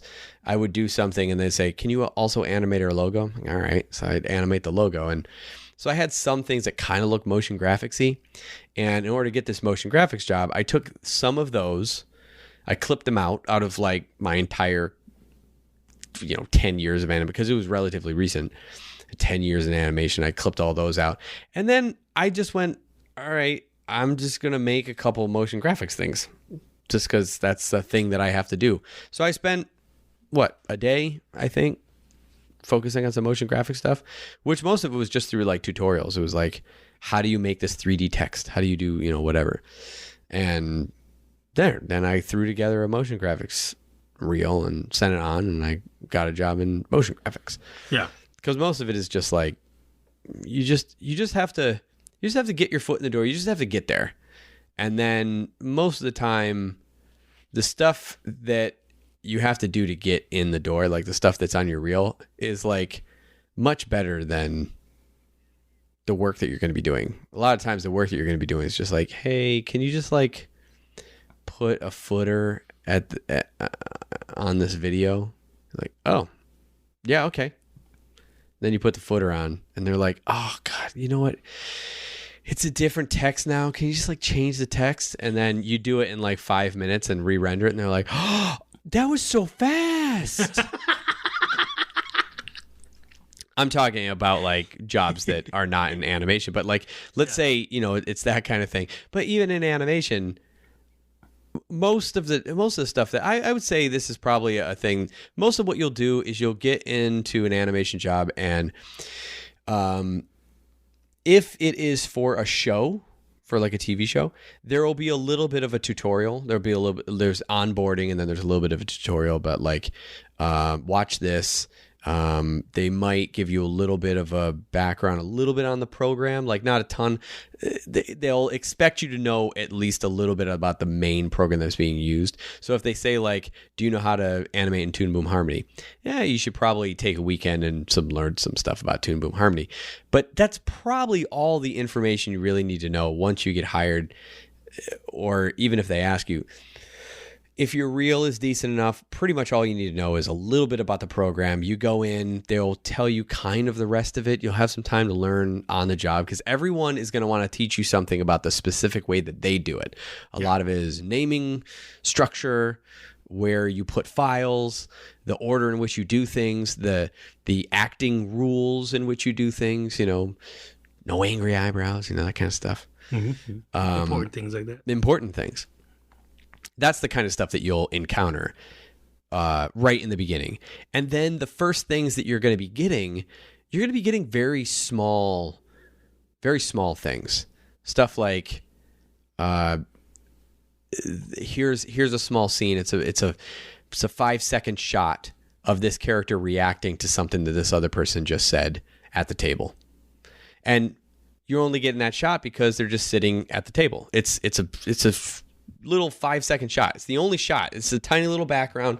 One character is sitting there. All you need to do is have a character, have their eyes looking right, blink, and have their eyes looking left. Great. There's your shot. You may have to do something like, we have all these background characters in school and they all need to raise their hand. We've already rigged them up with certain things that they need to, raise their hand up. Can you do that? This is most of like what modern animation is that you'll be doing in in a thing. Like it's all there. You just have to decide when the hands raise. The arms have already been decided how they raise, and you just need to like take your little null and drag it up and be like, okay, there it is. I made them all hand, and then you send it in. They go, I like that, but can we make this one person back here raise it a little bit slower? Great, there is your first note. Yeah. If you're doing hand-drawn animation, I'm talking most about the people who like feel like they might not be able to get a job in animation. So those things, as long as you can work inside some sort of program, great, you're done. Sometimes you can get a job in layout. Layout is literally just you have backgrounds, you have FPOs are for position only. You just have these little images, and they are your characters, and you size your characters in the background.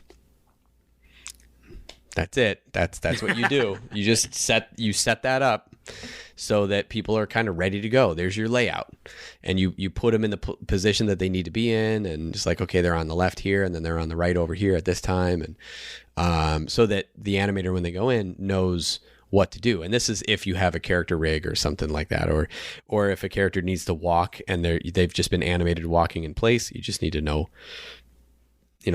that the character's walking from this side to this side, and then the animator will go in, or a compositor will go in and kind of change that later. So there's a lot of different jobs that you can get. If it's not all just hand-drawn animation. If you feel like you're not good enough for that, you might not get a job in that. It's fine. There's a ton of different jobs you can get. Yeah. You just get in one, and then as you start working there, you just look at the tutorials that are on the server in different departments and say, hey, can I test for one of the other departments? I'd like to jump over in between seasons if possible. I'd like to come back in this department. And then you just take the little test and you send it in, and you already know people there. You already know the directors and everything. They will now give you more consideration because you've worked with them. You've seen them at, the holiday party, for instance, as long as you didn't get super drunk and embarrass yourself. No. That didn't happen. I'm just saying. It really didn't happen. It sounds like it did, but it didn't. But It's happened to me. Anyway, I just wanted to summarize that. Yeah. So that people know that there's a lot of different ways to get in, and it's not just all. She's selling it as this thing that's like, that I thought it was going to be all creative and I was going to be able to do all this stuff. And I would say most of the people who get in animation are actually not at that place. Yeah. They really want to be in animation, but they're not going to be a star. Yeah. But they're going to do fine work, and they're going to be reliable, and they're going to be, someone's like fun to hang out with, and they're going to be in a career that they like. And that's something that you want. Yeah. Yeah. I mean, I hope things work out for her, but I also hope that if she does go back to like an industry, maybe, it'll be a better, she'll have a better time. Oh, yeah, maybe when she's older and she comes, but maybe. It depends. Yeah. Maybe she's just not, she just doesn't like the studio work, which is totally a thing. I do say the same thing about that studio thing as I do about the freelance. You're in it for a few years. That's why I said it was 4 years. If by that time you don't feel like you're getting there, and it's probably not for you. You're losing patience now, and you're never going to get that back. So if it's not working for you, if something's not clicking, this is not the career for you. It was the right move for her. Yeah. Absolutely the right move. If that is true, what she was saying about her reaction to certain things, she needed to get out of there as fast as possible. Yeah. You should not be throwing up at work because you're overworking yourself, and you should not be passing up promotions because you're afraid that those promotions are going to make you stuck. Yeah. Those are gigantic neon red flags. Yeah. Get out of there as fast as possible. It's definitely not like, it sucked, so I just left. Right. I'm better than this. Yeah. It's having that. I've had that, like, waking up in the middle of the night feeling. It was like, oh, God. Mm-hmm. But, yeah, so more power to her. Yes, and more power to everyone else who feels that, whatever. Everyone feels some kind of way about something. But Yeah. just wanted to recap some of those things. Live your dream. Go for the goal. Should put that on a t-shirt. Right? I wish I was wearing my I believe in my dream or something. What was the thing that the Abo and Carl shirt there? He's on TikTok. Is he really? Yeah. So is Hike? So is Pat Smith. Really? Yep. Already got 1 million views on something. Sure. Yeah. Come join us. What of us? What of us? Google Tick-a-tock-a. Can I say this for the listeners? He was just banging on his thighs, and it was shaking my room.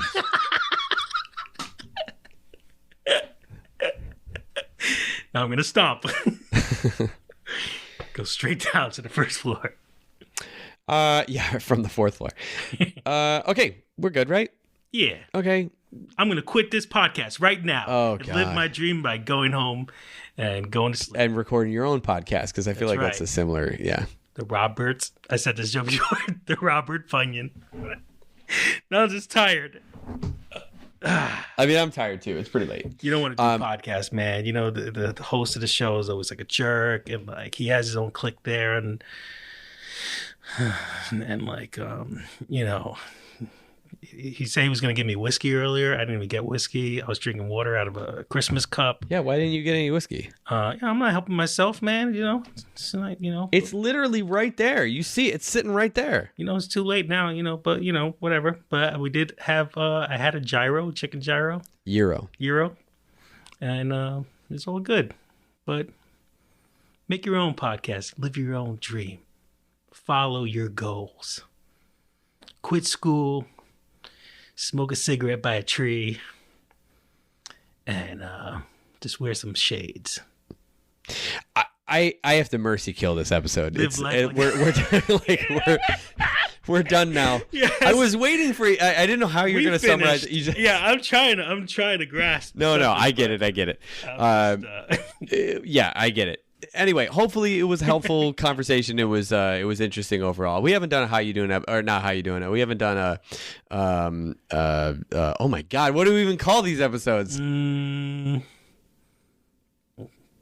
I guess it's not. Well, would it count as animation news? Because no, we have a whole name for him. Hot Cocoa. Damn it. Oh, we haven't done a Hot Cocoa show in a long time. We didn't even have hot cocoa. We didn't have Hot Cocoa. Not mixed with. I gotta get out of here. All right. Bye. Hope you enjoyed it.